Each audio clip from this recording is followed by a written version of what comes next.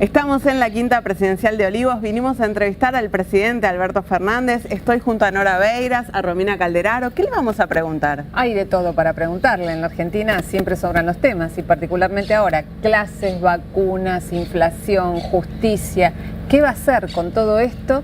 Que son problemas que tenemos los argentinos. De todo, Romy. Si sabiendo los problemas que iba a ocasionar, que le está ocasionando la pandemia, hubiese aceptado la candidatura a presidente de todos modos. Bueno, los invitamos a compartir con nosotros esta experiencia y a ver la entrevista. Buenas tardes, presidente. Muchísimas gracias por recibirnos. Un gusto. Queremos arrancar preguntándole por lo que concentra la atención de todos los argentinos y las argentinas hoy, la campaña de vacunación. Sabemos que hay demoras a nivel mundial con la entrega de vacunas, pero que a la vez usted ha charlado con Xi Jinping, ha charlado con Vladimir Putin. ¿Qué noticias tiene respecto de la llegada de más vacunas a la Argentina? Estamos trabajando mucho y fuerte para empezar a concretar la llegada de más vacunas. Hubo claramente una demora en las prevenciones que había hecho Rusia. Rusia debería, a esta altura de los acontecimientos, haber entregado 10 millones de vacunas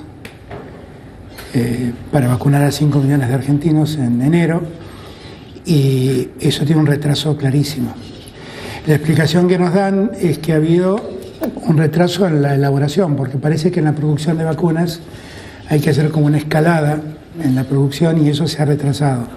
Y que la producción india, que es donde tienen que llegarnos las vacunas, también tiene un retraso, pero allí por una cuestión de garantizar la calidad de la vacuna, que el Instituto Gamaleya está terminando los controles de calidad sobre India y eso se ha demorado 2 semanas aproximadamente. Los cálculos dicen que después del 15, los cálculos que ellos hacen, que después del 15 todo esto se normalizará y yo confío que sea así. Pero como además nosotros llevamos adelante otras negociaciones, lo que estamos recibiendo en unos días son, confío que más vacunas de Rusia y vacunas de AstraZeneca, vacunas que están llegando de India, que nos están adelantando parte de lo que se habían comprometido a entregar en febrero. Y es algo importante porque es 1.200.000 vacunas, casi más que lo que inicialmente habíamos previsto con AstraZeneca. Yo sigo con la idea de que podamos recibir las vacunas de acá al 31 de marzo que Rusia se comprometió a entregar y acelerar la vacunación al máximo, porque la propuesta y la idea que yo tenía era contar con esas vacunas para vacunar a los 13 millones de personas que están en situación de riesgo. Ahí incluyo al personal de la salud, a las fuerzas de seguridad, a los docentes, a los mayores de 60 años, por el hecho de ser mayores tienen un riesgo, y a los que son menores de 60 años, pero tienen alguna enfermedad prevalente que pueda hacer que las 2 vacunas sean necesarias. Teniendo en cuenta estos tiempos que se van demorando, quizás el gobierno, también en boca tuya y de algunos ministros, fue demasiado generoso en precisar cifras de cuándo van a llegar y generó una expectativa que alimentó críticas. En verdad, no era lo que nosotros hicimos, fue contar lo que dice el contrato. O sea, nosotros firmamos un contrato. No es que a nosotros se nos ocurrió decir vamos a recibir 5 millones de dosis para vacunar, dosis suficiente para vacunar a 5 millones de personas en enero y otro tanto en febrero, y hemos ejercido una facultad que teníamos de pedir para vacunar a 5 millones de personas más en marzo. No es que se nos ocurrió, hay un contrato firmado y lo que nosotros contamos es lo que ese contrato decía, y ha habido una imposibilidad fáctica de Rusia de cumplir con ese contrato. O sea, no es que uno tuvo un acto de optimismo y se le ocurrió decir voy a tener estas vacunas que nadie me estaba garantizando. Estaba firmando un acuerdo entre Estado y Estado y el Estado ruso me estaba diciendo que podía cumplirlo. Para dispensar un poco a Rusia, tengo que confesar que el problema que enfrenta Rusia lo enfrentan todos. Yo en estos días hablé con el primer ministro de Portugal, Costa, que es el presidente actual, el presidente pro tempore de la Unión Europea, hablé con Merkel y hablé con Macron. Los 3 tienen problemas para recibir vacunas. Inclusive con Merkel dedicamos una parte bastante extensa de la charla a hablar de la vacuna de Gamaleya, porque ellos no la tienen aprobada y quería conocer qué experiencia teníamos. Yo les transmití mi experiencia y la confianza que tengo en la vacuna, que es absoluta, porque hemos dado más de 300.000 dosis y no hemos reportado un solo efecto adverso. ¿Usted cuando la recibió no sintió nada? Nada. Ni un poquito de fiebre, nada. Yo no tuve ningún efecto. Advierto que hay gente que dice que tuvo dolor de cabeza, que le subió la fiebre, que le dolió el brazo durante un par de días cuando le aplicaron la vacuna, pero la verdad yo no tuve ninguno de esos efectos. Se lo conté a Merkel además. Se lo conté. Y después de eso vino el informe publicado por Lancet, que solo verifica la calidad técnica de la vacuna. Ahora, y justamente ante eso, no ante ese informe publicado y teniendo en cuenta lo que gran parte de la dirigencia política opositora, circunscribiéndolo en el arco de Juntos por el Cambio, dijo sobre la vacuna rusa, ¿no? Que parecía que venía Stalin vacunando a la gente. Sí. ¿Cómo evalúa usted esa reacción de la oposición política en un tema de salud? Porque han dicho cosas a mí me parece que realmente son muy riesgosas. Me parece muy poco feliz todo ese debate en los términos en que lo propone la oposición. Muy poco feliz. Porque la verdad que nosotros actuamos con toda responsabilidad. Yo escuché decir que las vacunas llegaron por un acuerdo de Cristina con la inteligencia rusa. Escuché decir que la vacuna era absolutamente no confiable. Escuché a un ex ministro de Salud al que se le vencieron millones de vacunas decir que no se podía confiar en esa vacuna. Escuché decir un montón de cosas que realmente eran absolutamente incomprensibles. Bueno, ahora la publicación de The Lancet acalló un poco esas críticas oscurantistas. Sí, claro, pero mientras tanto asustaron a un montón de gente. Sí, es cierto, pero en el ahora, es cierto que faltan vacunas, hubo retrasos, pero todos los distritos han recibido una buena cantidad. Y la estrategia es muy distinta, por ejemplo, en provincia de Buenos Aires que en ciudad. En la ciudad de Buenos Aires, hoy me mandaba una mujer de 61 años el certificado y la foto de cómo ha sido vacunada, ¿sí? 61 años, provincia de Buenos Aires. ¿Por qué? Porque hay un registro de preinscripción. ¿Usted siente que en la ciudad de Buenos Aires se está retaseando información? Porque Luana Volnovich dijo el otro día que Rodríguez Larreta no se comunicó con ella para coordinar con PAMI y da la sensación de que no saben o no quieren o no pueden vacunar con lo que tienen, digamos. No, eso no lo sé. Y si me guío por las palabras de Quirós, que habla con mucha seriedad y con mucha responsabilidad, nunca le he escuchado un comentario adverso a la vacuna. No sé realmente cómo es el plan de vacunación de la provincia. Tengamos presente que las vacunas que nosotros hemos repartido hasta aquí han estado destinadas al personal de la salud. Y tengamos presente también que a la ciudad de Buenos Aires razonablemente, por la cantidad de personas que trabajan en la salud, le estarían faltando dosis, con lo cual primero tendría que terminar de vacunar al personal de la salud. No quiero aventurar una opinión en ese tema porque no conozco cómo es el plan. Lo que sí tengo claro es que las vacunas que hemos distribuido básicamente son para el personal de salud y en esos términos se están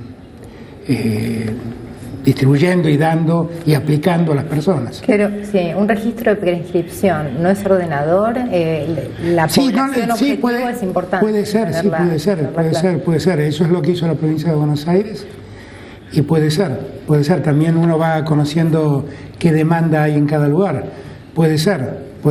Nunca olvidemos que es una vacunación que no es obligatoria. Por lo tanto, es ordenador básicamente para saber qué demanda de vacunas tenés. Ahora, no sé lo que pasa en la ciudad de Buenos Aires, francamente no sé. Francamente, por eso no quiero entrar. Como para mí el tema de la vacunación es un tema muy serio y como creo que debemos abordarlo con responsabilidad, trato de sacar cualquier condimento político al tema y no conozco bien qué es lo que pasa en la ciudad de Buenos Aires. Ahora, con respecto, a lo que vos decías, usted y vos para que todo el mundo sepa, nos conocemos todos hace mucho tiempo y la verdad cuesta mucho hablar de ustedes. Sí. Bueno. Hablémonos. Bueno, ponete de acuerdo. Hablemos de usted. Con respecto justamente, usted decía de llegar a tener, la perspectiva que tenían era 13 millones de personas vacunadas como para tener un universo que permitiera cierto alivio social general. Esa especulación hoy en día, teniendo en cuenta estas reprogramaciones de la llegada de las vacunas, ¿tienen un mes posible para llegar a esa cantidad de vacunados? Bueno, según me dicen las autoridades de Gamaleya y del Fondo Soberano de Rusia, ellos a partir del día 15 de febrero estarían en condiciones de avanzar con el suministro. Nosotros el cálculo que hacemos es que mensualmente podemos vacunar en Argentina a lo sumo 4,5 millones de personas. Es el máximo. Claro, porque no hay capacidad de vacunación. Claro. Ahora, yo le he pedido a Ginés que veamos de arbitrar mecanismos para facilitar esa cantidad de vacunadores, para ponerle un nombre. ¿Qué sería? Y por ejemplo, yo estoy viendo algunas experiencias que se están dando en Europa y en Estados Unidos. Por ejemplo, habilitar farmacias para que las farmacias suministren vacunas. Y ahí uno ampliaría el número de establecimientos, ¿no? Y podría acelerar el paso, pero todo indica que mensualmente la Argentina difícilmente pueda dar más de 4,5 millones de vacunas por mes. Sí, la negociación con China está ahí, ¿no? Por 1 millón de dosis de Sinopharm. Con China tuvimos una serie de idas y venidas razonables en la discusión. Es una vacuna que es particularmente más cara. $30, ¿no? 40 las dos dosis. Las dos. $20 cada dosis. Es una vacuna. La rusa. La rusa cuesta 9,50 cada vacuna. O sea, $20 contra 40, para decirlo así. Y si uno lo compara con AstraZeneca, es mucho más, porque la dosis de AstraZeneca cuesta 4,50. Claro. O sea, $9 contra 40, es 4 veces. Entonces, la verdad es que lo que nosotros le propusimos es hacer un contrato inicial y quiero aclarar que es un precio que han mejorado para nosotros. Eso quería referirme, claro. Hubo una negociación. Hubo una negociación y en virtud de que nosotros le planteamos que nos parecía muy excesivo. ¿Por ese millón o por los otros 30 que querían? Ellos nos propusieron comprar 30 millones, pero la verdad es que nosotros tenemos una serie de contratos firmados que nos garantizan vacunas para mucha gente, para 25 millones de personas. Entonces, no sabemos si necesitamos, porque si nosotros compramos 30 millones, además de los 25 que tenemos, estaríamos comprando vacunas para argentinos que no existen. Claro, para argentinos que no existen. Entonces, la idea que teníamos le propusimos comprar 1 millón ahora para aprovechar ¿Al precio? A lo que ellos proponen. Okay. $40 las dos dosis. 20 cada una. 20 cada una. Y ellos nos proponen una opción a comprar 4 millones de dosis más en marzo y nos proponen una opción para completar los 30 millones si finalmente lo queremos. ¿Más baratas? ¿El resto más baratas? No. No, pero por eso yo quiero aclarar que ellos ya han reconsiderado el precio. Claro. Y tenemos un precio reconsiderado. Sí, por lo menos reconsiderado, pero entiendo que es una vacuna que también ha sido muy analizada y parece científicamente muy aceptada.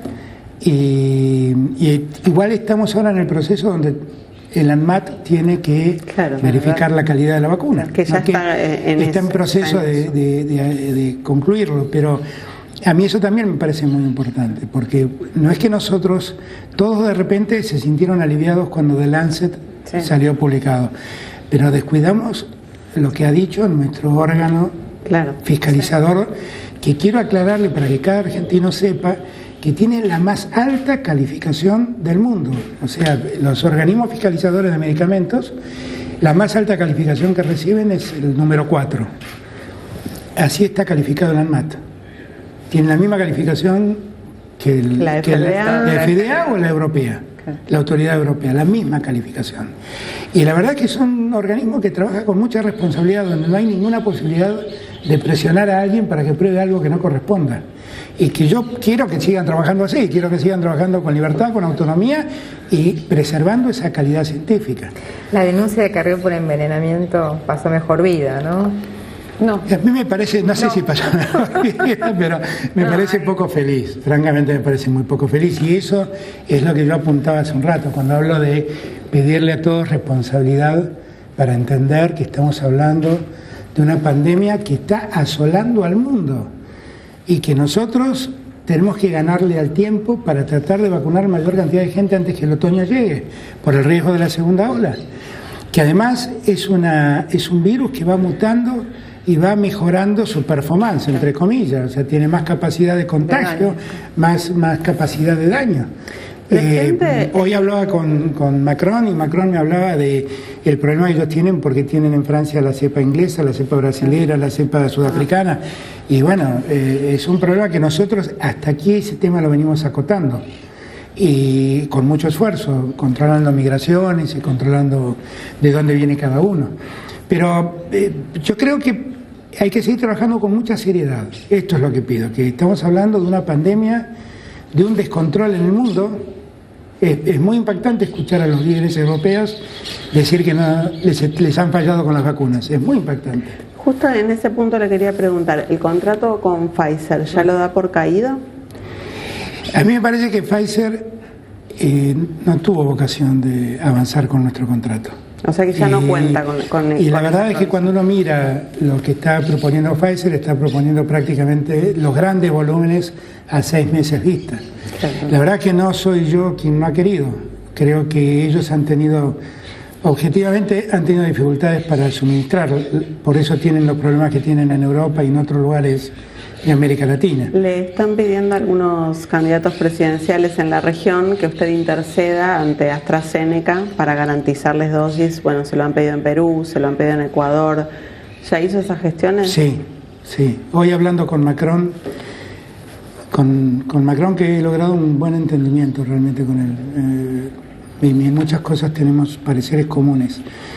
Y él me propuso de avanzar ante la Organización Mundial de la Salud y me propuso a ver si lo podíamos hacer juntos. Le dije inmediatamente que sí, que la vacuna sea un bien global, como planteamos los dos en el G20, que sea un bien global, que no reclame derechos intelectuales ni royalties por derechos de propiedad, y que se pueda producir libremente en todos los lugares que se pueda producir.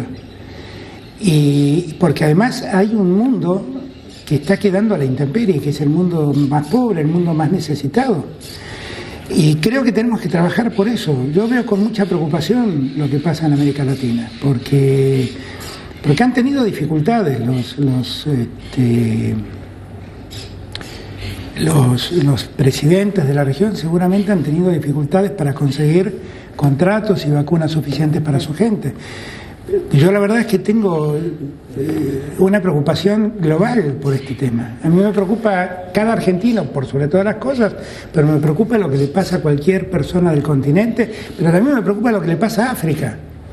También me preocupa. Y lo que tanto hablamos de cómo iba a ser el mundo después de la pandemia, y todos creíamos que podíamos ser mejores. Yo quiero que seamos mejores, porque si no descubrimos lo mínimo que somos frente a la tragedia de la pandemia, entonces nada nos puede convencer de la dimensión de la crisis. ¿Qué necesitamos para que el mundo revea sus formas? Bueno, hasta ahora en la OMC han votado en contra, ¿no? Estados Unidos, la Unión Europea, de liberar la patente de... Bueno, a mí yo celebro la verdad la idea de Macron y la verdad que quiero ayudarlo y quiero acompañarlo y quiero ayudarlo en todo lo que esté a mi alcance, porque necesitamos que así sea, simplemente por eso, porque, vuelvo a repetir, es un virus que cuando uno lo creía controlado mutó y volvió a generar otro problema. Es muy impactante. Es muy impactante hablar con Merkel y que Merkel cuente que tiene todo cerrado. Que Macron diga, bueno, yo he logrado lo que otros países de Europa no pudieron, que es mantener los colegios abiertos. Es muy impactante. Estamos hablando del mundo central, el mundo desarrollado, el mundo más rico, el primer mundo, como fue en otras épocas. De ese mundo estamos hablando. Ese mundo le está pasando esto. Entonces, por eso me parece que hay que hacer todos los esfuerzos para que el mundo cambie. Ese mundo donde todo se convierte en un hecho de ganar debe ser revisado, porque ganan unos pocos y pierden millones. No es un buen mundo, es un mundo deplorable, éticamente deplorable. Es el mundo del descarte del que habla el Papa. Se salvan los que tienen y el resto queda descartado. Es un mundo para pocos. No es un buen mundo ese.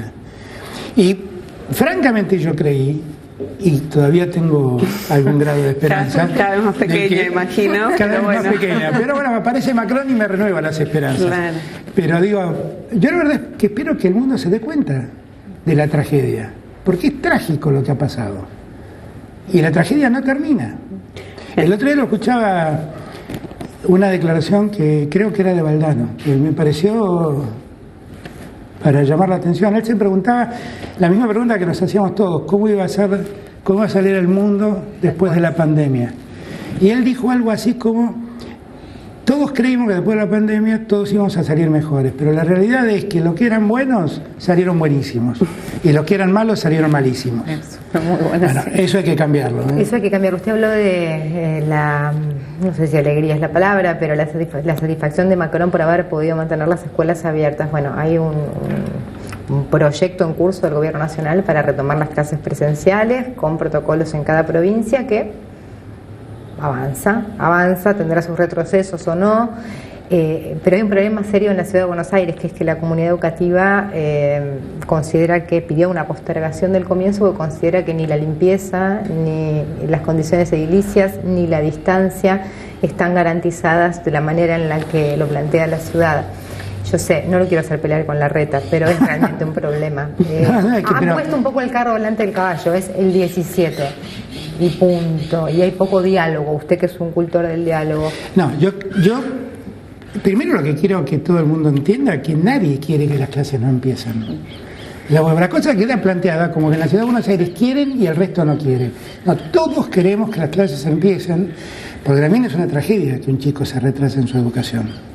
Y porque ya tenemos que pensar que en un año se den virtualmente los contenidos curriculares de 2 años. Es un esfuerzo enorme el que hay que hacer. Es un esfuerzo enorme que tienen que hacer los padres y los chicos y que tienen que hacer los maestros, sin duda. Ahora, lo que nosotros tenemos que garantizar a los maestros son condiciones seguras de trabajo. La vida primero. Claro, seguras de trabajo. O sea, a mi juicio es: todo docente mayor de 60 años debe ser vacunado. Todo docente de menos de 60 años con alguna enfermedad prevalente debe ser vacunado. Y los que están en riesgo y no son vacunados tienen que ser reemplazados por suplentes.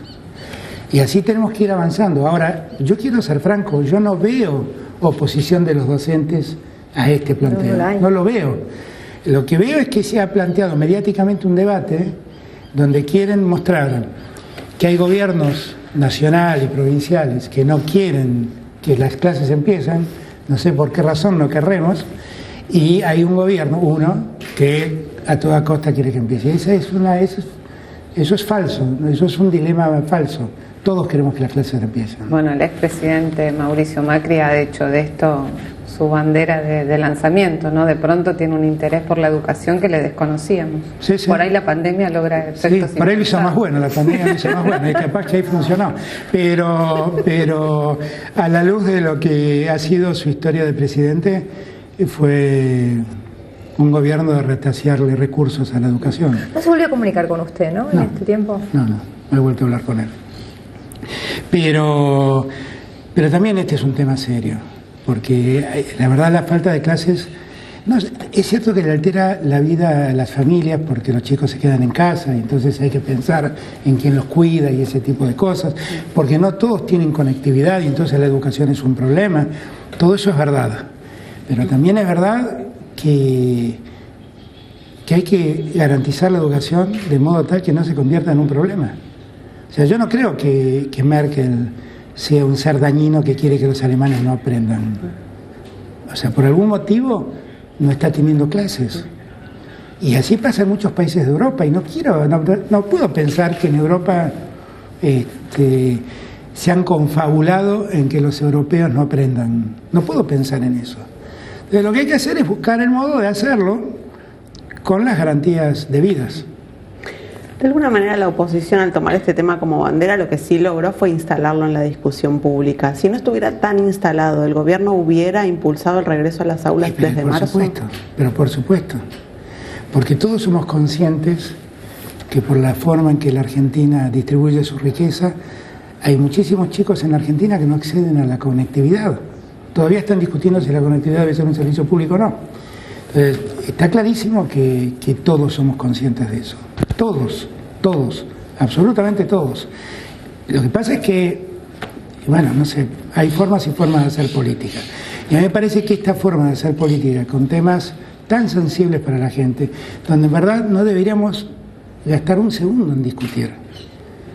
Porque un chico que se retrasa en el colegio, en la era de la inteligencia, es un chico que lo postergamos en su futuro. ¿Quién puede querer eso para un argentino? Nadie puede quererlo. Ahora, nos hacen debatir estas cosas, ¿no? Yo siempre cuento que Berger, que es un sociólogo americano que me gustó mucho leerlo, un experto en medios, ha hablado mucho sobre medios de comunicación. ¿Berger? Berger. Y él decía que en realidad la mayor muestra de decrepitud de una sociedad es cuando una sociedad discute lo obvio. Y tiene razón. Y a veces siento que todos los días discutimos cosas obvias. Ahora, presidente, justamente, usted, si hay algo que lo caracteriza y de lo cual reivindica, es su capacidad de diálogo, ¿no? Y su predisposición a hablar con todo el mundo. Y en todo el mundo es hablar con todos los medios. Ahora, y esto ha marcado una diferencia con lo que fue el último periodo, básicamente, de la expresidenta y actual vicepresidenta Cristina Kirchner. Ahora, la respuesta de los medios dominantes no parece haber cambiado, al contrario, uno mira la primera plana de los medios o los sumarios de los noticieros y es difícil. Es difícil. ¿Cómo hace? ¿No piensa que la estrategia por ahí no es la adecuada? Porque usted va con mucha predisposición. Había una frase de Lincoln que era muy inteligente y que yo siempre rescataba. No lo podía decir mucho en las unidades básicas, porque reivindicar a Abraham Lincoln en las unidades básicas no sirve. Pero la frase de Lincoln decía: se les puede mentir a algunos todo el tiempo, se les puede mentir a todos algún tiempo, pero no se les puede mentir a todos todo el tiempo. Y yo siento que la gente ya se dio cuenta. La gente ya se dio cuenta. El debate que se abrió con la ley de medios expuso quién es quién en el sistema de medios argentinos. Y expuso cómo actúan los medios argentinos como factores de poder. Y la gente tamiza eso, tamiza. Si la gente no tamizara eso, el resultado sería que nosotros no podríamos ganar una elección, ni la ganamos. Y yo estoy empecinado en que la Argentina recupere la cultura del diálogo y que recupere la cultura del respeto, porque si no, no podemos avanzar como sociedad. Con lo cual, yo no dejo que escriban y que digan. Un periodista de uno de esos medios me decía que el otro día lo habían llamado de la Sociedad Interamericana de Prensa, de la CIP, para preguntarle cómo estaba la vida del periodismo con el peronismo en el poder. Y que él contestó: no, la verdad es que hay absoluta libertad, yo tengo mis programas y escribo, nunca he recibido un llamado del gobierno. Esto es igual que cuando estaba Macri. Y yo le dije: no es igual. Porque muchos medios que estaban contra Macri no lo pasaron así. Y muchos periodistas que eran cuestionadores de Macri no lo pasaron así. Y recibieron presiones. Y los medios, los dueños de algunos de esos medios, terminaron siendo perseguidos y encarcelados. No es lo mismo. No es lo mismo. Tenemos que entender que esto no es el diario de Moreno en la Revolución de Mayo. Esto es un conglomerado empresarial que defiende intereses económicos y en defensa de esos intereses usa muchos medios de comunicación. Esto es así y no hay más vuelta que darle. Y no va a cambiar y usted no tiene esperanzas ni idea de hacerlo cambiar, digamos. Eso yo lo que creo que la ley de medios, lo mejor que tuvo, he sido muy crítico de la ley de medios, pero lo mejor que tuvo es que instaló este debate en la sociedad argentina. Y en la sociedad argentina ya sabe quién es quién. Ya sabe quién es quién. Usted dijo: no importa, nosotros tenemos que gobernar como cada día. Perfecto, es cierto. Si uno se pone a escuchar, cualquier persona, más un presidente, lo que dicen todo el tiempo a los demás, es imposible trabajar. De ese trabajo cotidiano, usted dijo una vez: me contestan y me hablan siempre como si fuera un presidente normal y soy un presidente que está gobernando una pandemia y entiendo lo dificultoso que es todo el trabajo que lleva y que llevó y que llevará administrar esa pandemia y no lo subestimo para nada, para nada. Sin embargo, también está el tema económico Y hay un sector que yo identifico más en la clase media que en la clase baja, porque se han ocupado mucho de la clase baja, que ha perdido su empleo y no lo ha recuperado, que ya no accede a los beneficios del Estado del peor momento porque la economía se empezó a mover, que está un poco, que seguramente votó a este gobierno por amor o por espanto del anterior, y está un poco enojado y lleno de incertidumbre respecto del futuro. Yo tengo la impresión que tengo la certeza que el último trimestre del año pasado la economía empezó a moverse bien y empezó a tener un impulso que es muy vertiginoso. O sea, que la actividad económica en diciembre haya crecido un 5% respecto al 2019, no respecto de cuando la pandemia no existía. ¿Okay? La verdad es que es un dato muy alentador. Que la construcción haya crecido un 27% es un dato muy alentador. Se han creado en la construcción alrededor de 3.000 nuevos empleos. El otro día le pregunté a Caló cómo estaban en empleos en la industria siderúrgica y me contó que tenían 7.000 nuevos empleos en relación al comienzo de la pandemia. Yo creo que la economía argentina se está moviendo a un ritmo muy vertiginoso. Ahora, la pandemia existe y sigue afectando ciertas actividades. Sí. Sigue afectando la gastronomía, sigue afectando el esparcimiento, sigue afectando la hotelería, y eso es un problema. Eso es un problema. ¿Qué vamos a hacer nosotros? Estar al lado de la gente. ¿Cómo? Bueno, ahora nosotros estamos tratando de focalizar lo que fue la ATP a través de lo que nosotros llamamos un Repro Plus. El Repro es un sistema por el cual el Estado paga salarios a gente de empresas que están en situación de crisis. Ya lo hemos hecho con el tema de la salud, lo estamos haciendo ahora con el tema del turismo. Y la idea es ir focalizando quiénes son los que lo necesitan e ir en su socorro. Claro. Ahora, la economía se va moviendo y lo que hay que entender, y esto es lo que yo les pido a todos, nosotros no dejamos desamparado a nadie en la pandemia. No es que nosotros nos ocupamos de los que más necesitan, que nos seguimos ocupando. Por eso la tarjeta alimentar tuvo un incremento del 50% en estos días. Lo que nosotros, al ser los sectores medios, también los auxiliamos. Los auxiliamos con el ATP, porque muchos tienen que tener presente que fue el Estado el que le pagó el sueldo durante la pandemia. Y los ayudamos con créditos baratos.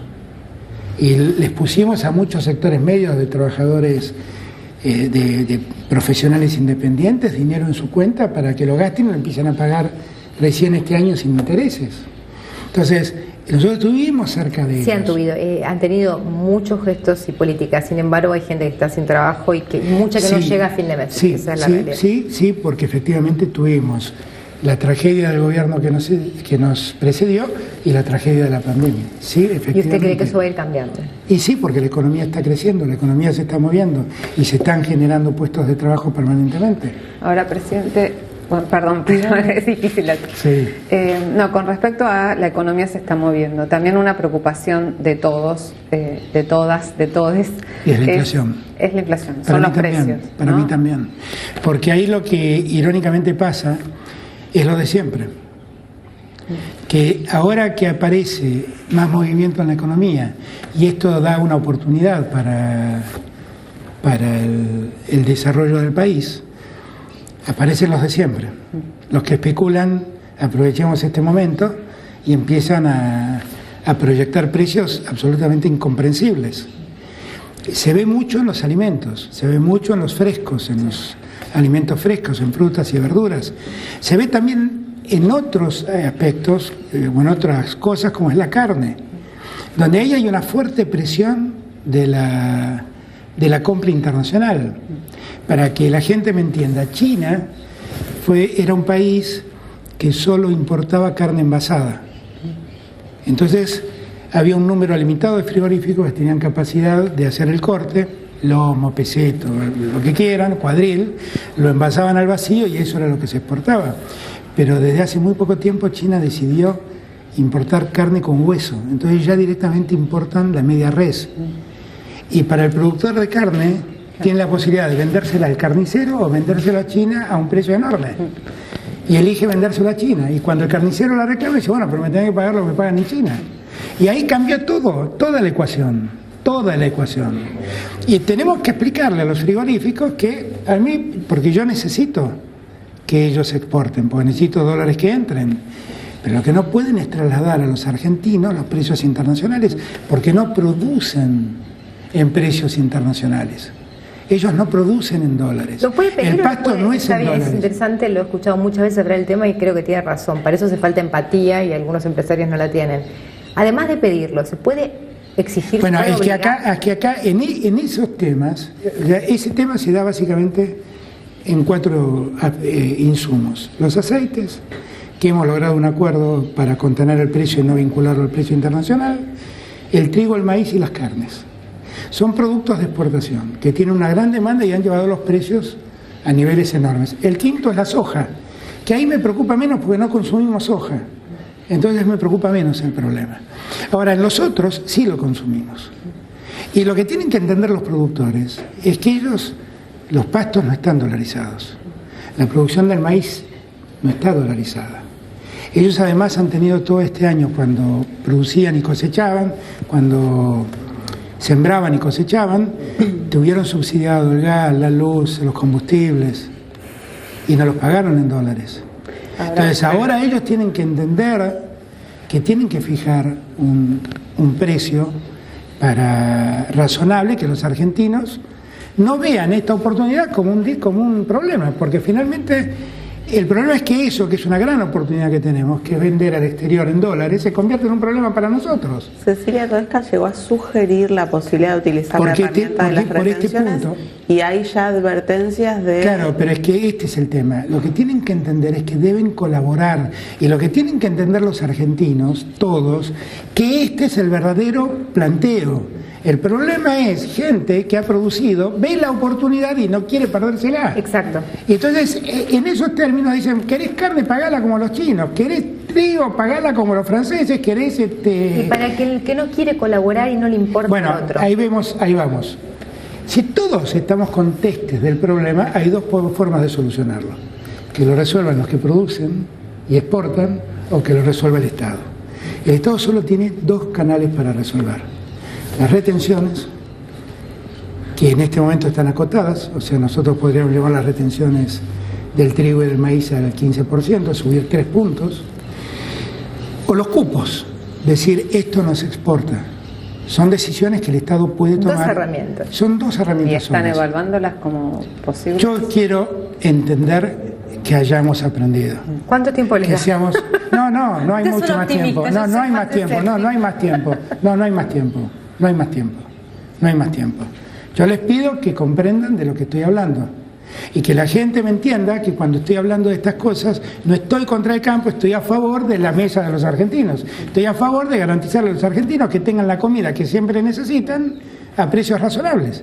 Porque cuando el maíz sube, el efecto de la suba del maíz, vos me vas a decir, pero no comemos nosotros tanto maíz, no tomamos algún choclo, pero los pollos, la producción de huevos, la producción de cerdo, la producción de carne que se termina en un feedlot, necesita del maíz. Y si el maíz sube el precio de la carne. Y si a ese precio que sube de la carne se le suma que vino China con una fuerza enorme a buscar carne de Argentina, bueno, entonces tenemos un problemón. Y yo lo que le planteo a todos esos actores de la economía argentina es que tienen que entender que son parte de la Argentina, son parte de una sociedad que no está obligada a pagar lo que se paga en otros lados porque esa producción fue en pesos y no tiene por qué dolarizarse. Y no tiene por qué seguir los términos que la demanda internacional tiene. Si usted tuviera que elegir, ¿qué herramienta preferiría? ¿Retenciones o cupos de exportación? La comprensión de ellos.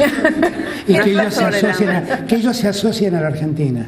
Que ellos se asocien a la Argentina. Ellos viven en este país. Los productores, los chacareros, son parte de la Argentina. Pero hay gente muy Tienen egoísta, que entenderlo. Bueno, yo le he dicho al secretario de Agricultura que todo tiene un punto límite. Y que en verdad yo quisiera que ellos entiendan de lo que les estoy hablando. Y les estoy diciendo ahora públicamente lo que son las charlas con ellos. Lo que no puedo es dejar que esto siga pasando, porque el riesgo es que con la pandemia todos estos productos van a seguir creciendo en su precio. Y no estamos dispuestos los argentinos a tolerarlo.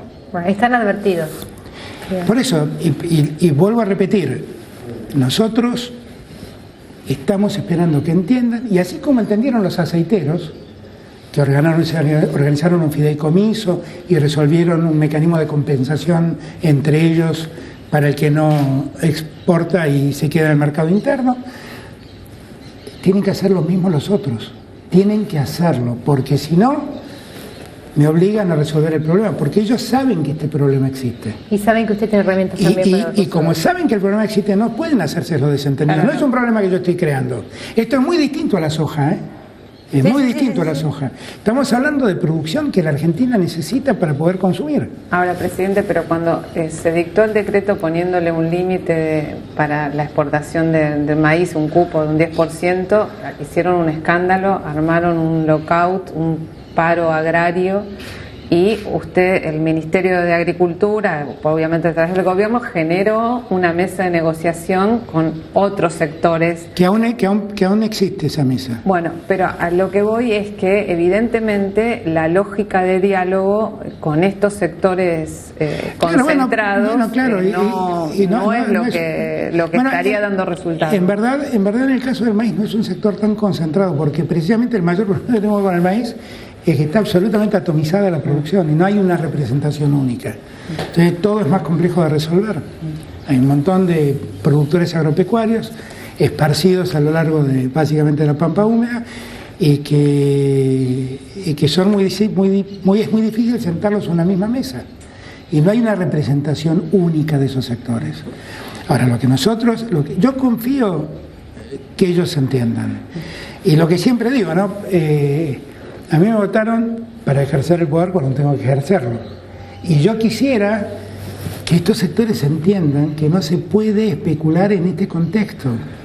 Que esto no es ganar un peso más, es jugar con fuego. Estamos en una pandemia. La Argentina está sufriendo, hay sectores medios, hay sectores que no son medios y empobrecidos, que la están pasando muy mal. No tienen derecho a lastimar la tranquilidad de la gente. No tienen derecho. Entonces, yo tengo vocación de dialogar y espero que lo podamos resolver dialogando. Pero si no lo podemos resolver dialogando, a mí la gente me dio el poder para resolverlo. Y tengo solo 2 herramientas para resolverlo. Prefiero no usarlas y prefiero mucho más lograr la comprensión de estos sectores y el acompañamiento. No hacerlo, como decía Bartleby, pero bueno. Y claro, preferiría no hacerlo, claramente, porque me gustaría mucho más lograr la comprensión y el acompañamiento de ellos. Me gustaría mucho más, mucho más. ¿Qué es lo más difícil de gobernar la Argentina? No, gobernar la Argentina no es tarea fácil. No, me imagino. Pero debe haber algo. Porque tenemos muchos vicios sociales como sociedad. Muchos reparan en la grieta, pero uno puede reparar en estos vicios. Esta cultura inflacionaria que dice, vos que sos más economista, que dice, ante el riesgo de la inflación, aprovechemos este es mi momento, tengo que hacerla ahora, porque si no, me quedo afuera. Y en ese juego especulativo se lastima a millones de argentinos. Las pequeñas devaluaciones mensuales que está sufriendo el peso, ¿no tienen también algo que ver con la suba de precios? Suele decir Martín Guzmán que no, porque es una pregunta que le he hecho a Martín. Y Martín sostiene que no porque es una forma de mantener el tipo de cambio equilibrado, funcionando bien, y que no. Ahora, es una preocupación que yo le he transmitido a Martín sobre ese tema. Él, en su lógica macroeconómica, dice que no. ¿Usted cree que la especulación es responsable del 100% de la inflación? Y sí, porque en verdad este problema no se da, porque el problema con el maíz, con el trigo, con la carne, con los aceites no se da, porque el peso tiene un sistema devaluatorio. En verdad el problema se da por la suba de los precios internacionales, porque se abrió un mercado para la carne que antes no existía. Por eso se da. Y yo, no saben lo que celebro esa oportunidad, lo que eso lo explicaba Merkel. Yo estoy feliz con que podamos exportar. Es lo que más quiero, porque lo que más necesito es que ingresen divisas para equilibrar la balanza en Argentina. Ahora, y para favorecer las reservas, la constitución de reservas. Ahora, lo que no puedo entender es cómo hacemos los argentinos para convertir esta oportunidad en un problema. Es incomprensible. Y como sociedad lo planteo. Yo ya he estado en el gobierno acompañando a Néstor 5 años y a Cristina al comienzo. Gobernar este mundo no tiene nada que ver con aquello. Te lo garantizo, Romina, te lo garantizo. Es un mundo lleno de incertidumbres. La incertidumbre no está en Argentina, está en el mundo. Esto que yo digo que gobernar en la pandemia es como caminar en un pantano donde no sabes si donde estás pisando te vas a terminar hundiendo o estás pisando firme. Te garantizo que es así, porque no sabes, porque además hablas con los líderes del mundo más desarrollado y no saben dónde termina, no saben dónde se le complica. Yo el otro día en la charla con Merkel, yo tenía una mirada totalmente optimista, porque veía esta posibilidad y la mirada ahí era totalmente pesimista. Y me pasó lo mismo cuando hablé con Kristalina Georgieva hace un par de semanas atrás, que yo tengo una mirada muy optimista para Argentina, porque tengo claro que es una oportunidad única esta alza de los precios internacionales, y ella tiene una mirada muy pesimista, porque ella no sabe hasta dónde llega, no, para el mundo, ella no sabe hasta dónde llega la diseminación de la cepa inglesa, que evidentemente tiene una capacidad de contagio más alta, cuánto retrasa el desarrollo de la economía europea. Con el diario del lunes, mirando para atrás, ¿hubiera tomado alguna decisión distinta de las que tomó durante 2020? No, yo creo que la verdad hicimos lo que debíamos hacer. Nosotros empezamos un proceso de desarrollo económico que se frustra en marzo. En marzo nos asoma este problema de la pandemia. Nos encontramos con un sistema de salud liquidado. Por eso yo cuando escucho a algunos ministros de salud que dejaron el listado de cosas que dejaron, me asombra mucho que todavía tengan capacidad de reflexión. Me gustaría más que tengan capacidad de vergüenza. Tuvimos que montar un sistema de salud que no existía. En 90 días pusimos en marcha 3.500 unidades de terapia intensiva en todo el país. Hicimos no sé qué cantidad de hospitales para resolver el problema. Y nuestra única preocupación era no ver lo que veíamos en Italia, el sistema de salud saturado y la gente sin atención. Fíjense lo que acaba de decir hace unos días atrás la Organización Mundial de la Salud. Puso en duda la cantidad de muertos en cada país, porque dice que hay muchos países que han saturado su capacidad de atención y entonces no han podido registrar todas las muertes por coronavirus. Y recomienda un método de comparar años anteriores con el año del coronavirus para ver exactamente en la diferencia, saber cuántos murieron por coronavirus. Ahora, nosotros no tenemos ese dilema, porque hemos registrado a todos. Hemos registrado a gente con enfermedades terminales que estaba en una situación muy angustiosa y los agarró el coronavirus y nosotros los computamos como muertos por coronavirus. Hemos registrado a todos. Esto no pasó en todo el mundo, no pasó en muchos lugares de América Latina. Hay una discusión en la Argentina por la gestión de la pandemia en una provincia en particular, en Formosa. Tuvo que intervenir su gobierno enviando al secretario de Derechos Humanos de la Nación. ¿Cuál es su opinión de cómo manejó la pandemia Silvia Infran? A la luz de los resultados parece que muy bien, porque la verdad es de las provincias que tienen menos contagios. Y la verdad lo que creo es que está muy claro que es muy antipático ser exigente con la gente, porque corremos todos el riesgo de que esa gente contagie. Es muy antipático llegar a una provincia, que lo hisopen, que lo manden a cuarentena, es muy antipático. Ahora, la verdad es que es el modo... Yo hablé hoy con el canciller uruguayo, que me contó, estuvo viajando, cada vez que viene tiene que hacer 14 días de cuarentena y soparse de hacer 14 días de cuarentena. ¿Usted hubiera preferido que más gobernadores sigan el método de Formosa? Yo no hablo de método, lo que digo, la forma, porque también yo he escuchado decir que hay delitos de lesa humanidad porque uno cuida a la gente. La verdad es que no se pueden usar esos términos con tanta facilidad, porque es banalizarlos. Y un delito de lesa humanidad es muy grave.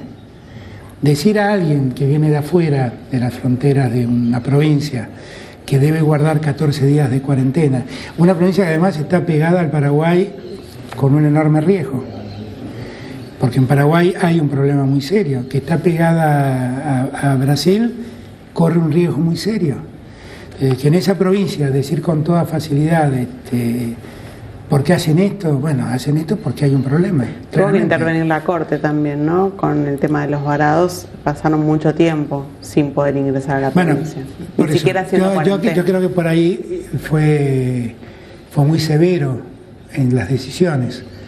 Pero debo decir que si uno lo mira por los resultados en Formosa no son malos. Tiene los niveles más bajos de contagio.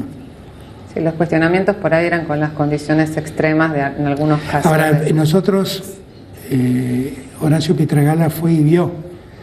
Y obviamente los lugares de aislamiento son lugares donde no son los hoteles que tienen en la ciudad de Buenos Aires, porque es Formosa y porque tienen otras dificultades. Pero no ha visto lo que se ha dicho, no ha visto eso. De todas maneras, lo que espero es que poco a poco podamos ir distendiendo ese tema, porque lo que sí es verdad es que hay una sociedad muy sensibilizada con el aislamiento. La gente está cansada, la gente está cansada, y yo lo entiendo, es humano, pero no hay solución, no encontramos otra solución. Si la ciencia hubiera encontrado otro remedio sería más fácil. El remedio es la vacuna, llega de modo muy lento. En el mientras tanto, el único modo que tenemos de cuidarnos es seguir con el barbijo, usando alcohol y aislarnos si estuvimos en contacto con alguien que se infectó. Estábamos hablando antes de la puja distributiva, de alguna manera. La contracara que nos faltó conversar son los salarios. Sus ministros vienen diciendo que el objetivo de este año es que los salarios le ganen a la inflación y recuperen poder adquisitivo. ¿Hay algún número que usted tenga en la cabeza de...? No, porque yo digo, las paritarias son libres y es una discusión de cada sindicato con cada empleador o con cada cámara empresarial. No es un tema donde yo deba meterme. Y lo que sí sé es que venimos de una pérdida del salario de 4 años, donde en términos reales la caída fue del 20%. Y si yo quiero desarrollo y equilibrar, lo que necesito es que el salario mejore en términos reales. Por lo tanto, que cada gremio resuelva lo que tenga que resolver. Extraoficialmente, algunos de sus funcionarios hablan de 3 puntos por encima de lo que sea la inflación este año, por eso sale la CGT también a decir, no vamos a aceptar techos. Bueno, yo no sé, los diarios se escriben y la CGT reacciona. A esta altura deberían entender también de quién es cada diario y qué objetivo tiene. Es un problema de gremios y de empleadores, no es un problema mío. Y yo sí creo que los salarios vienen muy retrasados y sí creo que hay que recomponer el salario real. Las dos cosas las creo. Ahora, si alguien pretende recomponer los 20 puntos en un año, estamos en un problema. ¿Ok? Yo creo que hay que ir con cuidado, paulatinamente mejorando el ingreso. Bueno, siguiendo con el tema, el tema salario, relación empleadores-empleados, finalmente se va a convocar el Consejo Económico Social. Sí, ya tenemos casi listo todo con Gustavo. Y lo va a presidir él, Gustavo. Lo va a presidir Gustavo. Y ahí lo que queremos es tener una mirada a más largo plazo, pensar una Argentina a más largo plazo. Discutir todo, cómo va a ser el sistema educativo, cómo va a ser el sistema de salud, cómo va a ser el sistema financiero, discutir todo lo que tengamos que discutir condiciones laborales a largo plazo, cómo incluir el tema de género en el trabajo, que sigue siendo un problema, porque las mujeres tienen un sueldo inicial compatible con los hombres, pero hay un punto en donde las empresas parecen encontrar un techo, y de ahí en más solo siguen creciendo y avanzando hombres. Eso lo dijo en la clase magistral en Chile. Claro, eso creo firmemente que hay que resolverlo. Y hay cosas que bueno, no sé, yo en el siglo XXI no admito ningún tipo de diferencia entre un hombre y una mujer, no lo admito. Ahora, en un año electoral, ¿lo ves factible ese diálogo de perspectiva a largo plazo, teniendo en cuenta cómo...? Yo también creo en la madurez de la gente, y yo veo muchos empresarios maduros y veo muchos sindicalistas maduros también. Y yo creo que hay que hacerlo, porque lo que no podemos es estar especulando a ver en qué momento es mejor hacerlo, ¿no? Hay cosas que la Argentina tiene que hacer y no discutir más, hay que hacerlas, punto. Hay que empezar a trabajar de otro modo, y hay que empezar a trabajar a largo plazo. a mediano plazo, no seamos tan ambiciosos.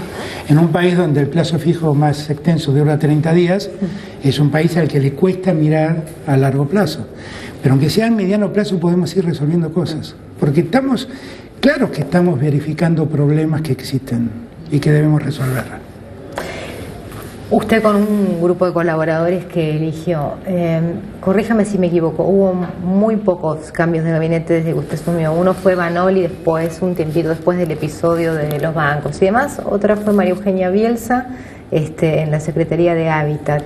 ¿Cómo decide usted, más allá de las presiones dentro del frente que existen, de las opiniones ajenas, que deben ser difíciles de matizar para, digamos, que el criterio sea, usted esté convencido que esto es 100% mío, yo decido esto? ¿Cómo decide cuando un funcionario ya no va? Alberto Fernández. No, yo creo que hay momentos en que por ahí uno se enfrenta a situaciones que dice es mejor hacer un cambio, simplemente. Yo en verdad cambié un solo ministro, que fue María Eugenia Bielsa. Y creo que María Eugenia tuvo que afrontar una tarea ciclopia. Para los que estuvimos en el Estado sabemos de qué hablo, que es hacer un ministerio, crear un ministerio. Es una tarea dificilísima, y la verdad es que ella le demandó mucho tiempo eso, y eso fue muy desgastante para ella y para la gestión, y lo hizo, y yo siempre voy a estar agradecido a ella. No sé que ninguno se fue mal. No, y yo estoy muy agradecido a María Eugenia, que es una mujer además a la que pondero y valoro muchísimo. Ahora, yo también soy consciente que yo soy parte de una coalición electoral, y que en una coalición electoral estas cosas se conversan, y yo no tengo ningún empacho en decirlo. Pues si no tengo empacho en dialogar con mis adversarios, ¿cómo no voy a dialogar con mis partes del espacio? ¿Cómo no voy a dialogar? ¿Cómo no los voy a escuchar? Claro que los escucho. Y claro que los escucho con atención. Después la decisión la tomo yo, ¿no? Y la piensa mucho antes de tomarla, ¿no? La piensa mucho antes de tomarla. Escuché el otro día que dijo que meditaba mucho cada decisión de este tipo. Bueno, yo lo que creo es que hay diferentes formas. Hay compañeros que quieren un vértigo mayor en la gestión de gobierno, pero hay muchas formas de medir cómo ha funcionado el gobierno. Y la verdad que fue un esfuerzo titánico del gabinete enfrentar la pandemia y encontrar solución a cada cosa, en un país devastado. Yo vuelvo a repetir, si nosotros no hubiéramos estado gobernando, vos recién me decías, hay sectores medios que están molestos.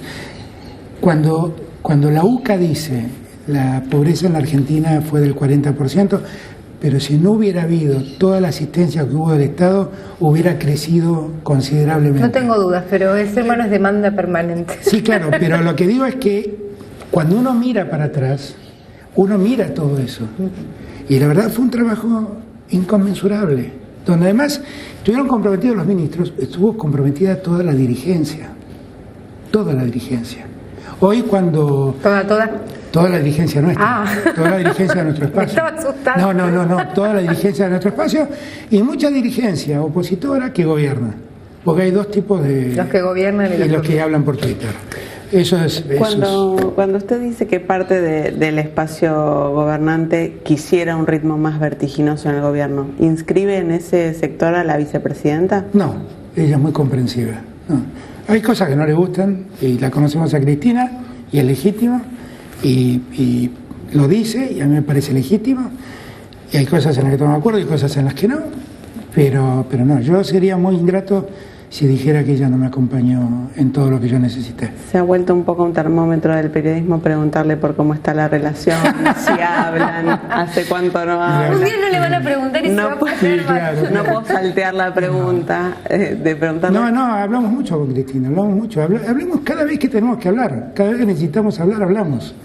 ¿Se encuentran o Sí, claro. ¿Viene ella acá o va usted? Generalmente viene ella acá, pero tampoco tendría ningún problema en ir a verla, porque yo no quiero caer en esas estupideces. El problema es que yo soy muy seguro de mí mismo.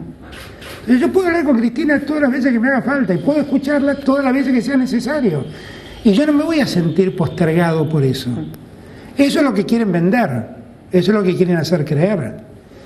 Yo soy muy seguro de mí mismo. Puedo hablar con Sergio todas las veces que crea necesario, puedo hablar con Máximo todas las veces que crea necesario, puedo hablar con Cristina todas las veces que crea necesario, puedo hablar con gobernadores como Mansur, como Bordet, como Perotti, como Zamora, todas las veces que crea necesario, como con Gildo, todas las veces que crea necesario. Y a mí la verdad no me genera inseguridad. No, los dos son seguros, Cristina y usted. Me pregunto, el enojo es una emoción humana de todo el mundo. ¿Cómo maneja los suyos? Trata de no... No, tenés que hacer mucho para enojarme, ¿eh? ¿Ah, sí? Tenés que hacer mucho para enojarme. Tenés que hacer mucho para enojarme. No, porque además creo que estamos en un tiempo donde no tiene sentido el enojo. Están todos muy enojados, está todo muy sensible. Lo que necesitamos, el esfuerzo que tenemos que hacer es darle certezas a la gente. Decirles, mira, el camino por el que vamos es el que nos lleva a buen destino. Bueno, acá hay un punto muy importante y es una opinión personal, pero creo que mis colegas van a compartir. Si no cambia la justicia, ese camino va a estar muy lleno de piedras. Sé que hay muchas dificultades para que cambie la justicia, pero ¿tiene un plan al respecto o cree que se va a autodepurar? Yo he mandado un proyecto, he planteado un consejo que me ha dado una serie de ideas, que durante el transcurso del año veré cómo ir implementándolas. Ahora, la justicia tiene que darse cuenta que está funcionando mal, y todos los argentinos tenemos que darnos cuenta. Acá cada vez que uno habla de la justicia, inmediatamente busca la impunidad de Cristina. Acá los únicos impunes son los opositores, ¿eh? No avanzan esas causas. Los únicos impunes son ellos, porque saben que tienen una justicia que les responde y tienen todos los medios que lo protegen. Ese es un problema, ¿eh? Bueno, por eso, el enojo de votante del Frente de Todos. Por eso digo, pero eso no es atribuirlo al gobierno. No. Eso es un dato de la realidad. Acá, el único plan de impunidad que existe es un plan donde participa la justicia y los medios para hacerle creer a la gente que cada vez que nosotros planteamos una reforma judicial, lo que buscamos es la impunidad de Cristina. La verdad, Cristina ya está en juicio oral, eso se desarrollará. Cristina, yo estoy seguro que será absuelta. ¿Estás seguro? Absolutamente, porque confío en su honestidad. No, ni hablar, no hablo de eso. Si hay justicia en la Argentina, ella va a ser absuelta. Lo que pasa es que cuando veo que hay un sorteo y el juzgado de Bonadio es reemplazado por Ercolini, digo, bueno, así es muy difícil. Bueno, ahí lo que pasa es que entramos en el juego de las conjeturas, en donde yo no debo caer. Lo que sí digo es que el problema es cómo resuelven muchos jueces. ¿Cómo resuelven muchos jueces? Claro que lo es. Cuando yo le planteo a la Argentina que hay que revisar el funcionamiento de la Corte, no es porque estoy presionando a la Corte que dicte un fallo en un sentido o en otro, es porque está mal la Corte, está mal. Y lo que era un tribunal prestigioso en los años de Néstor y que todos decían qué Corte que hicieron, hoy es un tribunal poco calificado socialmente. Y hay muchos argumentos, porque, por ejemplo, en el año 2019 la Corte, según me dijo uno de sus miembros hace un tiempo, dictó alrededor de 25.000 y 26.000 fallos, pero solo 300 tenían fundamentos, el resto eran fallos. En los 80. Claro, donde aplicaban una planilla diciendo, ese artículo es un artículo perverso, donde se le habilita a la Corte de decir, porque no quiero, no atiendo este caso. Y entonces a partir de allí se generan enormes injusticias. Y entonces de repente el planteo de dos jueces que han sido trasladados de un lugar a otro se convierte en una cuestión institucional gravísima y la condena de un vicepresidente no. Por los medios.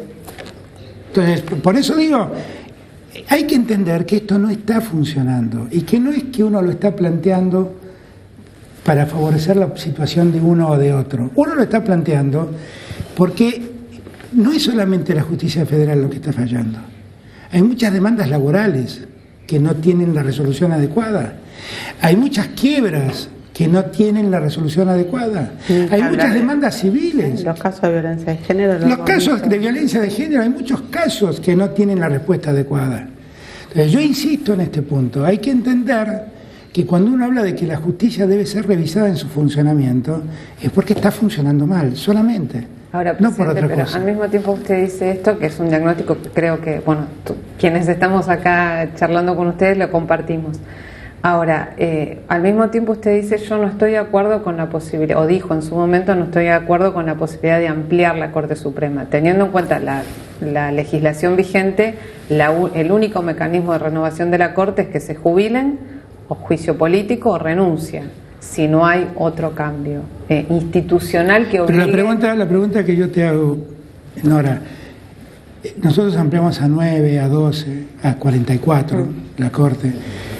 Mientras la Corte siga actuando, siga con las mismas lógicas del presente, donde uno llega con un recurso extraordinario o por queja ante la Corte, y la Corte dice, tu caso lo tomo y el tuyo no, con esta arbitrariedad, eso va a seguir funcionando mal.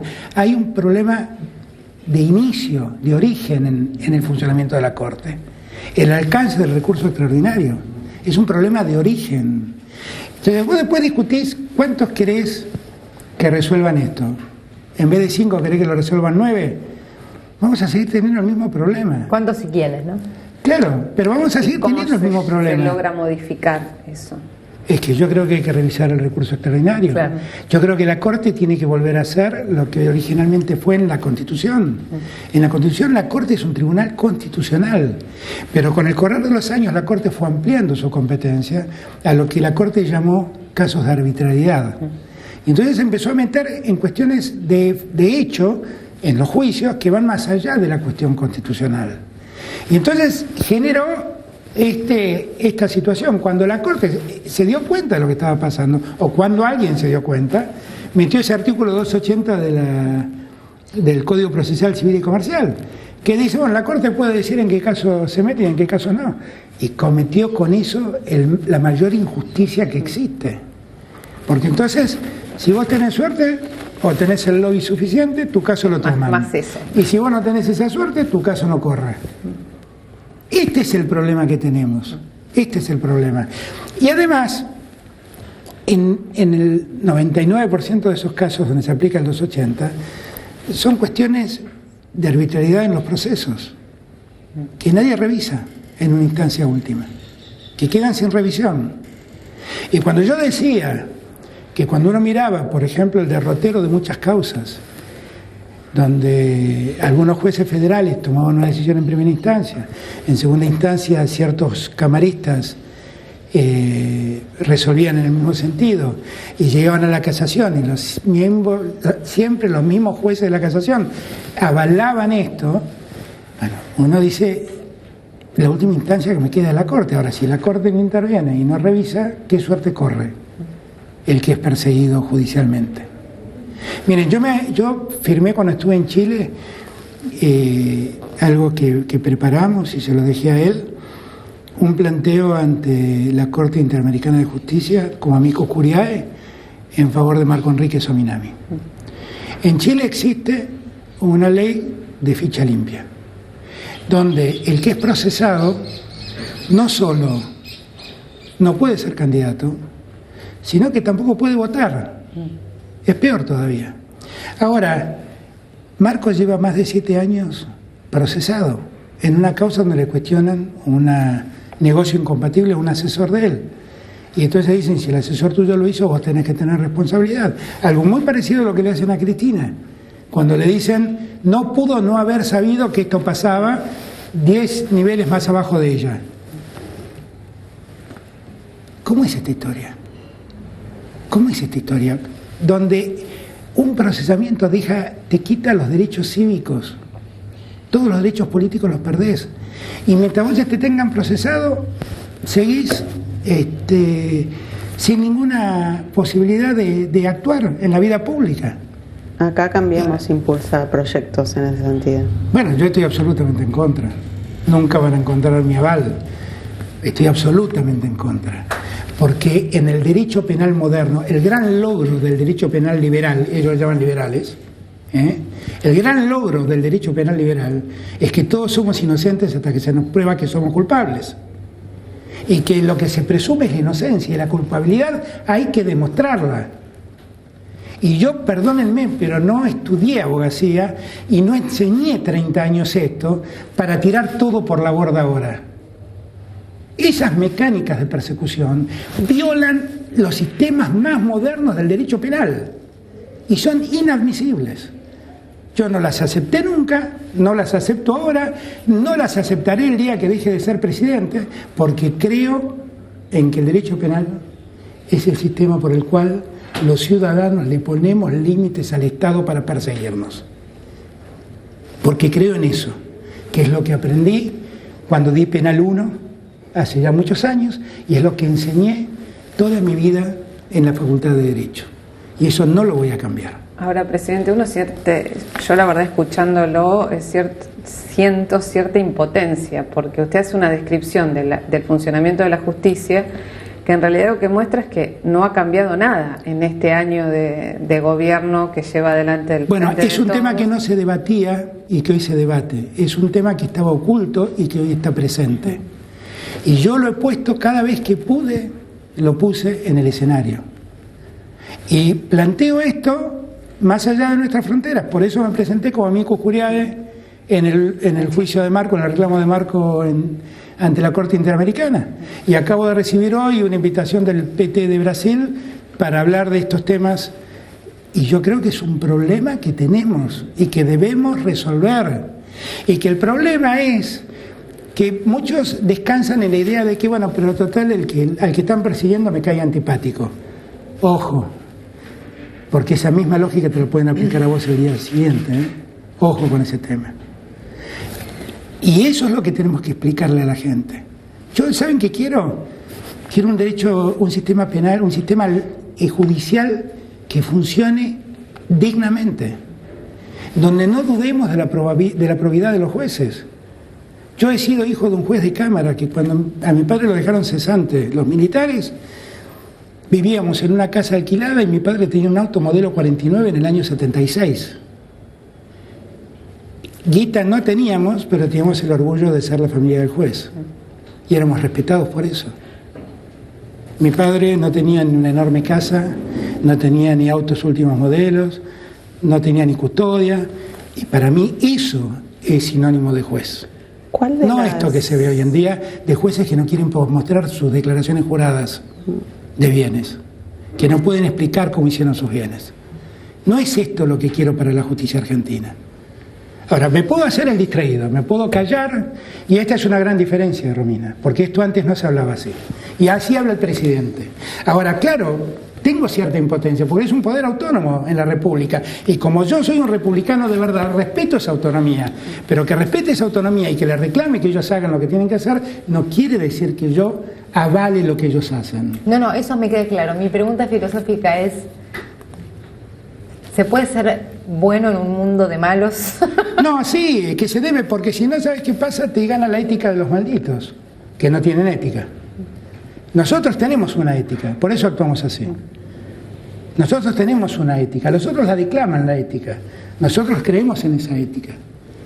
Y hay una ética de la República, que lo que le exige a los jueces es transparencia, es honestidad, es no convertir la justicia en una corporación y es hacer justicia. Yo cada vez que leo, que me preguntan, que me preguntan y después leo mis respuestas, si yo estoy dispuesto a darle un indulto, si yo a Cristina la llevo a indultar, Cristina me mata.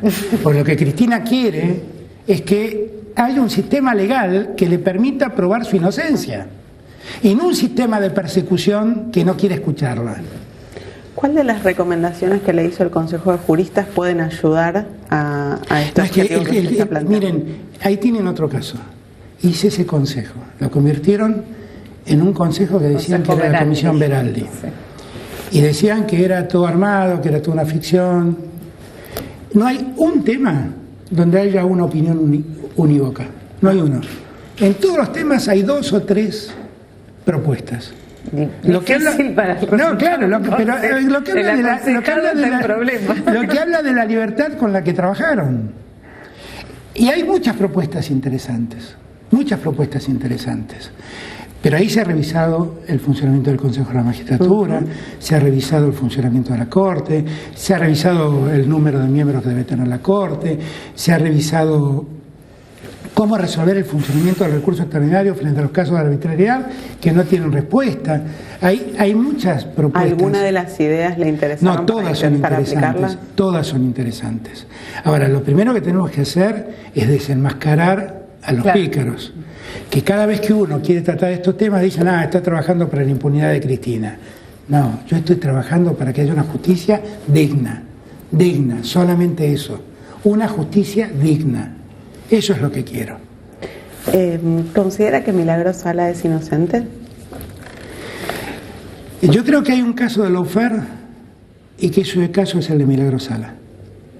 Que Milagros Sala fue perseguida por la justicia jujeña con una finalidad política y que la verdad se construyó un escenario judicial en torno a ella que le está haciendo padecer una detención absolutamente impropia. ¿Habla de este tema con el gobernador Morales? Claro, ahí es donde... Ajá, ¿y él qué dice? Bueno, él no comparte su opinión, me imagino, pero son como, esos son dos hemisferios suyos que no sé cómo hace para conjugar, porque es interesantísimo, porque, claro, tiene otra manera de ver las cosas, pero jurídicamente Jujuy es un desastre. Las cosas que... Judicialmente. Sí, perdón. Sí, pero bueno, yo he hablado muchas veces con el gobernador Morales, pero ahí al gobernador Morales lo eligieron los jujeños y yo tengo que respetar eso. Ahora, eso no quiere decir que yo comparta lo que ha pasado con Milagros Sala. Yo he ido a ver la Milagros Sala. Sí, yo casi cuento, lo echaron del Frente de Todos, yo me acuerdo, del Frente de Todos, del Frente Renovado. Cuando yo fui a ver la Milagros Sala, fui a verla porque estaba en discusión ante la OEA, había un planteo ante la Comisión Interamericana de Derechos Humanos en favor de ella. Y yo quiero aclarar que cuando fui jefe de gabinete me llevaba muy mal con Milagro, quiero aclararlo, porque Milagro era muy combativa y era difícil Milagro. Pero la fui a ver y pedí autorización para ir a verla. ¿Qué día me dijeron que la vaya a ver? Un 31 de diciembre. ¿A qué hora tenía que verla? A las 4 de la tarde. Me fui allí, 31 de diciembre a las 4 de la tarde, con mi credencial de abogado para ver la Milagros Sala. Bueno, yo confieso, fui a las 4 de la tarde. Me hicieron pasar a una sala donde me sacaron toda la ropa para controlar. Nunca en mi vida profesional viví eso, Nunca lo viví, Pero aún así yo creía que tenía una tarea más importante, que era ver la Milagro y dar testimonio de lo que estaba pasando. Y de hecho lo hice, porque toda esa experiencia se la conté a Almagro, no sé si fue inútil. Bueno, tan inútil no fue porque después vino la detención domiciliaria. En ese caso no fue. Exactamente, tan inútil no fue. Pero la verdad es que eso lo viví yo, no me lo contó nadie, Lo viví yo. Eso no me lo contó nadie. Entonces, en mi vida profesional nunca viví una situación así. Nunca. Claro, es que hay cosas que son vivenciales. No, claro, por eso digo, entonces, yo creo que la situación de Milagro es una situación que ahí hay un caso. La Corte tiene el caso Milagros Sala. La Corte debería revisar con cuidado lo que ha pasado en el caso Milagros Sala. Con cuidado y con atención. Lo tiene hace bastante tiempo, ¿no? Sí. Bueno, relativamente. Para Milagro debe ser un montón de tiempo, pero objetivamente para lo que demora la Corte no hace tanto tiempo. No hace tanto tiempo. Usted se reunió ayer al mediodía con Máximo Kirchner, con Sergio Massa, con Guado. Sabemos que uno de los temas que hablaron fue la posibilidad de suspender, aplazar, modificar las primarias abiertas, simultáneas y obligatorias. ¿Tiene una decisión o un Yo lo que pasa es que eso tiene que ser un tema de consenso. Por ejemplo, Morales y Valdés, que son dos gobernadores radicales, están de acuerdo con la idea de suspender las PASO por única vez. Hay una razón epidemiológica que recomienda evitar la aglomeración de gente. Y con esa lógica uno tiene que ver el sentido que tenga el que las PASO no se hagan. No hay ni una cuestión electoral ni una cuestión económica. Yo valoro la política. Y cuando a mí me ponen cuestiones económicas para que la democracia funcione, me molesta. La democracia tiene que gastar lo que sea necesario para que la democracia funcione. Entonces, no quiero que esa sea la causa. La democracia sin claro, la paz, no quiero que sea esa la causa. La causa debe ser, sí, al momento en que se tenga que desarrollar el día de la elección, cómo estaremos con la pandemia. Porque vamos a estar en agosto, en pleno invierno, y no sé cómo vamos a estar.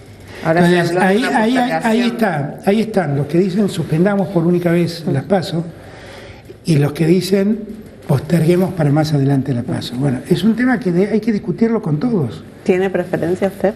No, yo creo que las PASO son un gran sistema, no estoy en contra de las PASO. Lo que digo es que en una pandemia mandar 2 veces a la gente a votar es un problema, y hay provincias donde la van a mandar 3 veces, Salta. Es un problema. Corrientes creo que también, porque tiene elecciones provinciales, o Santiago, una de las dos tienen elecciones provinciales, entonces, y se hacen separadas a las nacionales. Por eso, yo en la medida que podamos unificar para evitar que la aglomeración de gente se repita más de un día, yo en eso estoy de acuerdo, claramente estoy de acuerdo. Ahora, ¿la provincia de Buenos Aires está de acuerdo? Bueno, es que ahí no es que la provincia de Buenos Aires esté de acuerdo, no, es tiene que una ley propia. Tiene una ley propia. Entonces necesitaría esto discutirse en la provincia de Buenos Aires. Entonces hay distintas alternativas. Esto es un tema que deben discutir los legisladores y demás. Yo creo que es un planteo razonable, y cuando uno escucha a todos los gobernadores se da cuenta que es razonable. Pero bueno, es una decisión que hay que tomar en conjunto. ¿En este almuerzo Máximo Kirchner le planteó que él está de acuerdo o en desacuerdo con la idea? Pregúntaselo a Máximo. Eso, no, pero Máximo tiene los mismos dilemas que yo. Pero tiene los mismos dilemas que yo. ¿No? Todos participamos de las mismas dudas. Porque no es que nosotros querramos evitar las PASO. Las PASO las puso Cristina, inclusive. Conozco además de cómo ella creía que debía hacerse. A mí me parece un gran mecanismo para que toda la sociedad se involucre en los partidos políticos. Entonces, a mí me parece que las PASO son una gran herramienta de participación. Lo que digo es que estamos en una pandemia. Entonces, todo lo que nosotros estamos viviendo ahora, todo ese pico que se dio sobre comienzos de enero y demás, es el resultado de lo que nos pasó en diciembre. Y los descuidos que hicimos en diciembre. Entonces, esto hay que tenerlo en cuenta como experiencia. Nosotros convocamos gente a un mismo lugar y el riesgo del contagio se multiplica. Eso es lo que hay que medir. ¿Alguno de sus ministros va a ser candidato este año? No le pregunté a ninguno si alguno quiere ser. ¿A usted le gustaría? No, pues me dejaría el ministerio libre, si me gustaría que me sigan ayudando. Quisiera que no. A veces puede ser también una salida elegante. No lo pensé. La verdad es que yo estoy francamente bastante alejado de ese debate, porque es como que el día a día no me deja mucho pensar en eso. Claro. Lo pienso, porque soy un hombre de la política, tengo demasiadas campañas en mis espaldas y lo pienso, pero la verdad es que estoy más preocupado por ver cómo seguir adelante. ¿Y la presidencia del PJ cuándo la va a asumir? ¿La va a asumir? Cuando el PJ lo decida. Yo quisiera, y lo he hablado con varios. Acá tenemos muchos, en el gobierno tenemos muchas personas activas en el PJ. Agustín Rossi, Máximo, por supuesto, Guado, Julio Vitovelo, Santiago Cafiero, todos somos activos dentro del PJ. Ahora, yo lo que creo que el PJ necesita hacer algo distinto, debemos volver a enamorar a una sociedad. Y yo quiero que el partido funcione como tal. Yo quiero que el partido funcione con autonomía del gobierno. La verdad que a mí no me interesa presidir el PJ para convertirlo en un apéndice del gobierno. Yo necesito un PJ activo, que genere cuadros nuevos, que genere una dirigencia nueva, que convoque a un repensar la Argentina, que asuma su identidad de una vez por todas. Y que terminemos de discutir qué es el PJ, porque parece que el PJ puede servir en cada instancia para cualquier cosa. Y también quiero tratar de favorecer de mejor modo la institucionalidad del Frente de Todos. Así como el Frente Amplio tuvo su propia institucionalidad, creo que el PJ hay que gobernarlo y hay que darle institucionalidad al Frente de Todos. ¿Pero qué piensa? ¿Hay una conducción del Frente de Todos, una cabeza que preside el Frente de Todos? Claro, como fue en el Frente Amplio. En el Frente Amplio estaba el Partido Socialista, había una serie de partidos, y estaba el Frente Amplio, con las autoridades propias del Frente Amplio. Entonces yo lo que creo que tenemos que lograr, porque nosotros en el espacio contenemos a mucha gente que no está en el peronismo. Y la verdad eso le da riqueza al espacio, que tengan autonomía, que sean una voz distinta, que sean una voz alternativa, que tengan su propia identidad. Eso le da riqueza al espacio político. Ahora, si solo estamos empeñados, yo quiero hacerlo porque soy peronista, de ordenar el PJ, eso está muy bien, pero además de ordenar el PJ hay que ordenar el Frente de Todos para que todos tengan voz dentro del espacio. ¿Quién sería el presidente del Frente? ¿Usted? Bueno, si mi nombre fuera una solución, diría alguien que no conozco. No sé, eso habrá que ver. Okay. Un tema que está generando muchas críticas dentro del propio Frente de Todos, desde algunos sectores, es el tema de la renovación de la concesión de la hidrovía y del puerto del canal. Pero yo no sé por qué discuten eso. Yo lo llamé a Jorge Tadino y le digo, ¿me puede explicar cuál es la discusión? Porque, en verdad, todos se agarran de un decreto donde yo he delegado en el Ministerio de Obras Públicas la tarea de llevar adelante la licitación. Yo quiero aclarar, el presidente de la Nación no hace ninguna licitación, ninguna. Por eso es mi queja en la causa de Cristina con la obra pública. Si Cristina no firmó una sola licitación de esas, los presidentes no participamos en la realización de licitaciones. Ahora, lo que sí está claro es que hay una decisión política. Y es que la hidrovía se licite y se haga una nueva concesión. Nadie está pensando en prorrogar la concesión que existe. Nadie. Y también en ese análisis está la idea de hacer el dragado para el canal Magdalena, para mejorar el funcionamiento del Río de la Plata como puerto de aguas profundas. Todo eso está previsto. Ahora, alguien interpretó que como yo delegué en el Ministerio de Obras Públicas la decisión de hacer la licitación, yo estoy buscando la prórroga de la licitación. No es lo que estoy buscando. Y lo que he pedido es que apuren al máximo los tiempos para que eso se resuelva. Y además, yo he decidido que en el proceso licitatorio participen todas las provincias ribereñas de los ríos Paraguay y río Paraná, para que sea para que tenga la absoluta transparencia y para que los más interesados participen en ese proceso. Yo no entiendo lo que estamos discutiendo. Alguien malinterpretó ese decreto y a partir de allí construyó una historia que no existe. Realmente no existe. Ese se va a llamar a licitación. La concesión supuestamente termina en mayo de este año, se va a llamar a licitación internacional. Sí, por supuesto, estamos tratando de hacerlo lo antes posible. ¿Quedó conforme, Tayana, con la explicación? Sí. El otro orden de cosas, duerme la siesta porque se lo ve, trabaja mucho cansado. No. O sea, son jornadas de corrido, ¿cuántas horas? Yo estoy aprovechando las mañanas para hacer desayunos de trabajo, entonces empiezo tipo 9 con los desayunos y sigo hasta las 9:30, 10 de la noche. Bien, 12 horas. ¿Se acuerda cuál fue la última vez que lloró como un chico? Si es que los chicos solamente pueden llorar, cosa que es muy discutible, ¿no? Pero que lloró profundamente por algo. No, cuando murió mamá, creo, que fue una... feo. Me imagino, sí. Después cuando murió Diego también lloré un poquito, pero no como llorar como un chico cuando murió mamá. La madre, sí. Y después quería preguntarle, usted dice siempre que, dijo una vez, sí, yo me acuerdo, que cuando tiene que tomar una decisión importante de esas encrucijadas complejas, piensa, ¿qué haría Néstor, no? Sí. Lo hace seguido y le contesta Néstor, porque ya estaríamos en un problema. No, pero trato de seguir mucho el ejemplo de Néstor. Porque Néstor... contrariamente a lo que la historia quiso dejar de él, mejor dicho, la historia está bien, por eso la gente lo ama, pero lo que parte de los que escriben la historia han dicho de él, Néstor era un tipo de mucho diálogo, nunca rompía los diálogos, nunca, los tensaba, pero nunca los rompía. Y yo siento haber sido un buen alumno de Néstor en eso, siento que lo soy. Y a veces pienso, cuando algunos me exigen más y más rápido. El otro día leía una nota que hablaba de, un tuit leí en verdad, de alguien que decía, bueno, pero es un gobierno que no se quiere pelear con nadie. Hemos dado infinidad de peleas.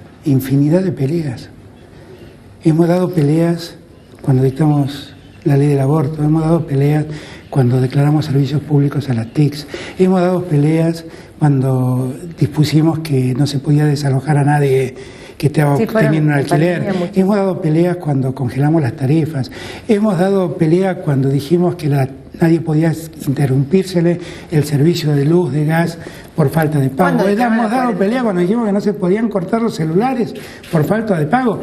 Hemos dado pelea todos los días. Todos los días. Lo que pasa es que nosotros damos pelea con una sonrisa. Y la gente piensa que no peleamos. Algunos piensan que no peleamos. Y como dijo Noelia hace un rato, con el diario del lunes y a sabiendas ya de lo que iba a pasar, si hubiese tenido la bola de cristal, hubiese aceptado aquel, creo que fue miércoles, la candidatura de Cristina. Yo siempre le digo a Axel, la verdad, Alberto. Sí, porque yo he hecho política toda mi vida y para mí esto es parte de la política. Lo que confieso es que no esperaba este escenario. No, claro. Esperaba otro. Y siempre le digo a Axel, la próxima vez que agarremos esto, le damos las letras chicas, porque no nos contaron nada de esto. Siempre le digo a Axel. ¿Sigue tocando la guitarra ahora? Sí. ¿Qué está tocando? Lo que toco siempre. Yo sabés que soy un neviero consumado, así que ahí me traje de Puerto Madero, que estuve el otro día, un songbook de Lito, donde están todos los tonos, las partituras de los temas de Lito, así que estoy sacando temas de Lito que hacía mucho que no tocaba. Y estoy con eso. Muchísimas gracias, presidente. No, gracias.